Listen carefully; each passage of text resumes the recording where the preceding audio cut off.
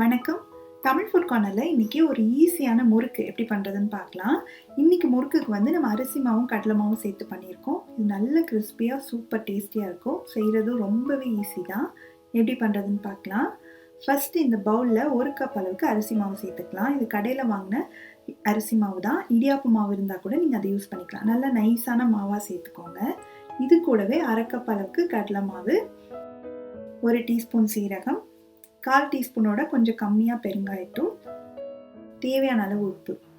இது எல்லாத்தையும் ஃபஸ்ட்டு நல்லா கலந்துக்கணும். நீங்கள் எந்த கப்பில் அரிசி மாவு எடுக்கிறீங்களோ அதில் பாதி அளவுக்கு கடலை மாவு சேர்த்துக்கோங்க. இது கூட ஒரு 1.5 டேபிள் ஸ்பூன் அளவுக்கு லேசாக மெல்ட் பண்ண பட்டர் சேர்த்துக்கலாம். பட்டர் இதுக்கு மேலே அதிகமாக சேர்த்துறாதீங்க. 1லேருந்து 1.5 டேபிள் ஸ்பூன் சேர்த்திங்கன்னா போதும். நல்லா கலந்து விட்டதுக்கு அப்புறமா ஒரு ஸ்பூன் மட்டும் நல்ல சூடான எண்ணெய் சேர்த்துக்கலாம். இந்த மாதிரி சேர்த்தோம்னா முறுக்கு நல்லா கிறிஸ்பியாக வரும். இதையும் சேர்த்து நல்லா கலந்ததுக்கு அப்புறமா கொஞ்சம் கொஞ்சமாக தண்ணி சேர்த்து நல்லா பிசைஞ்சுக்கணும்.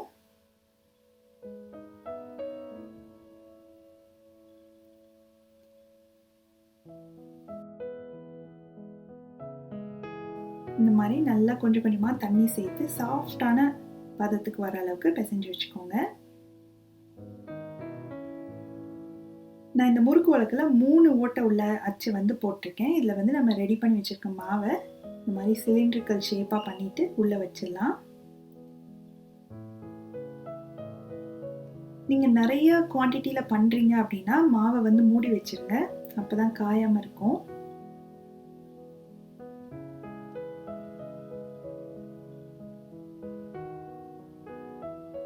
க்ளோஸ் பண்ணிவிட்டு நம்ம முறுக்கை பிழிஞ்சிக்கலாம்.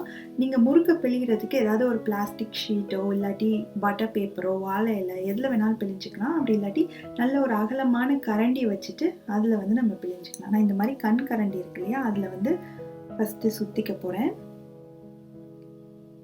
ரொம்ப பெருசாகவும் இல்லாமல் ரொம்ப குட்டியும் இல்லாமல் மீடியம் சைஸில் இந்த மாதிரி சுற்றிட்டு அதோட ஓரங்களை நல்லா இந்த மாதிரி ப்ரெஸ் பண்ணி விட்டு சீல் பண்ணிடணும்.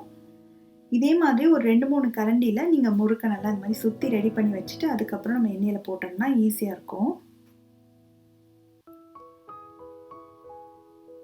ஓரங்களை நல்லா சீல் பண்ணிக்கோங்க. இப்போ முறுக்கு ரெடியாக இருக்குது. பொரிக்கிறதுக்கு தேவையான அளவு எண்ணெய் ஊற்றி நல்லா சூடாயிடுச்சு. இப்போ இதில் நம்ம முறுக்கை போட்டுடலாம்.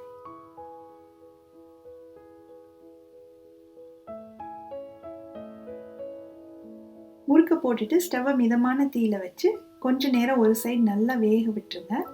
அதுக்கப்புறமா திருப்பி போடணும். முறுக்கு போட்ட உடனே எண்ணெயில் நல்ல ஒரு சலசலப்பு சத்தம் இருக்கும். அந்த சத்தம்லாம் அடங்கினாதான் முறுக்கு நல்லா உள்ள வரைக்கும் ஃப்ரை ஆயிருக்குன்னு அர்த்தம். அந்த மாதிரி நம்ம சலசலப்பு சத்தம்லாம் அடங்கினதுக்கு அப்புறமா இதை எடுத்துடலாம். எண்ணெயெல்லாம் வடிச்சிட்டு இதே மாதிரி நம்ம எல்லா முறுக்கையும் போட்டு நல்லா இந்த மாதிரி சலசலப்பு சத்தம் அடங்கினதுக்கு அப்புறமா எடுத்து வச்சிடலாம். அவ்வளோதான். ரொம்ப ஈஸியான மெத்தடில் ரொம்ப டேஸ்டியான முறுக்கு எப்படி பண்ணுறதுன்னு பார்த்தோம். இந்த முறுக்கு பாருங்கள் எவ்வளோ கிறிஸ்பியாக வந்திருக்குன்னு. நீங்களும் இந்த தீபாவளிக்கு இந்த ரெசிபியை ட்ரை பண்ணி பார்த்துட்டு எப்படி வந்தது அப்படின்ற கமெண்ட்ஸை ஷேர் பண்ணுங்கள். தேங்க்ஸ் ஃபார் வாட்சிங்.